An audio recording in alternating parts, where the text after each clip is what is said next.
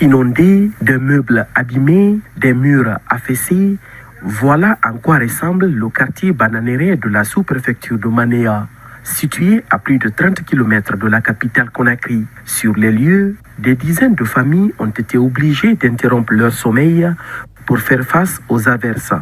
Présent sur les lieux, le chef de la localité revient sur les faits. On a eu l'inondation avec la forte pluie qui est tombée. Ça a impacté un secteur du district, comme vous l'avez si bien constaté.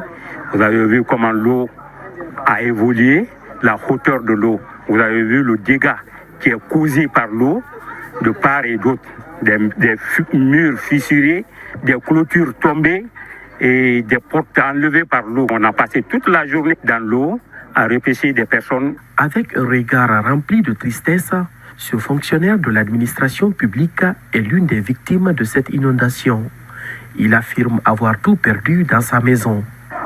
Mais ce que j'ai vécu, c'est inédit, franchement, parce que à partir de 4 heures, les inondations étaient déjà fortes.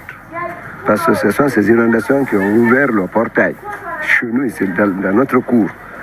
Précipitamment, j'ai fait sortir ma famille. Nous sommes allés à l'étage d'un groupe scolaire. Nous y sommes restés heureusement. Il n'y a pas eu perte en vie humaine, mais des dégâts matériels très importants. On n'a rien pu sortir.